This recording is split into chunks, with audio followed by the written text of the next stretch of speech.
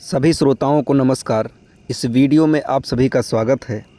पिछले वीडियो में हम लोगों ने देखा कि महोबा में रूपन खबर लेकर आता है कि हमने जो बदला लेने के लिए अपना कदम उठाया था वो पूरा हो चुका है। यही खबर सुनाने के लिए आ रहा है।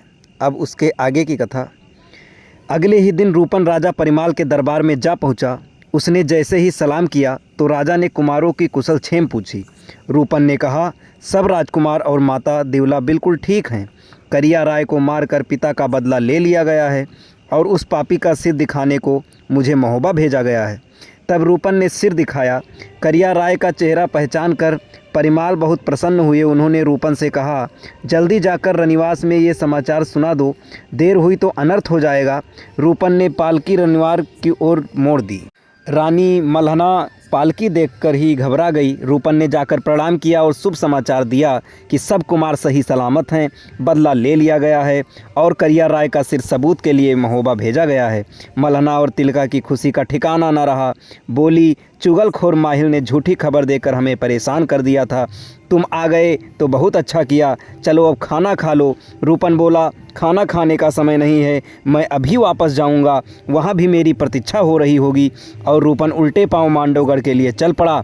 महोबा में जश्न मनाया जाने लगा। मांडवगढ़ में जब राजा जम्बई को पता चला कि उनके चारों पुत्र शहीद हो गए, वंश ही समाप्त हो गया, तो राजा बहुत दुखी हुआ। वह रानी कुशला को इस दुखद समाचार को सुनाने स्वयं रनिवास गया। रानी कुशला और राजा जम्बई दोनों बहुत विलाप किया और सोचा कि अब क्या करना चाहिए। अब उन्हें कपूत के कुकर्मों पर पछतावा हो रहा था।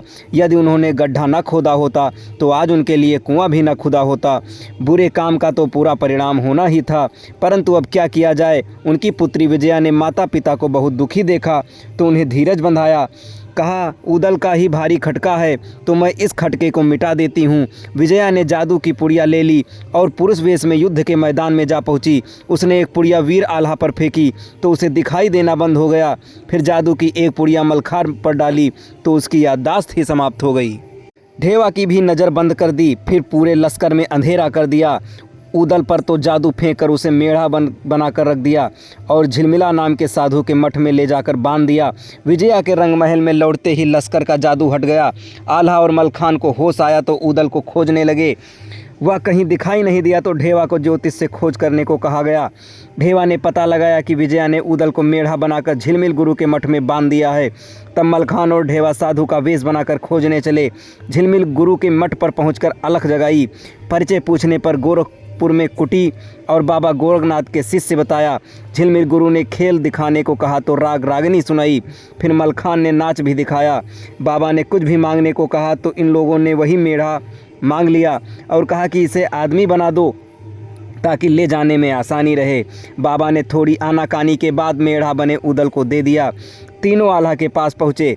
आल्हा ने कहा कि जम्बई को शांति संदेश भेजो, बिना लड़े ही मान जाएगा तो अच्छा है। जम्बई मानने वाले कहाँ थे। फौज फिर लड़ने को खड़ी हो गई।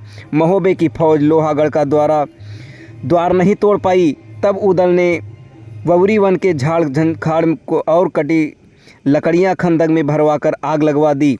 लोहागढ़ की दीवारें टूट टूट कर बिखर गईं। जम्बई राजा ने भयंकर युद्ध करना शुरू कर दिया। जम्बई और आल्हा आमने सामने होकर लड़ने लगे। जम्बई ने आल्हा से वार करने को कहा तो आल्हा ने अपना क्षत्रियोचित उत्तर दिया, हम कभी पहले वार भागते हुए पर वार नहीं करते, निहत्थे और घायल पर वार नहीं करते। इतने सुनकर जम्बई ने तरकस से निकाल कर तीर चलाया। आल्हा ने फुर्ती से स्वयं को बचा लिया। वार खाली गया। फिर जम्बई ने सांग उठाकर फेंकी। आल्हा ने हाथी पीछे हटा लिया।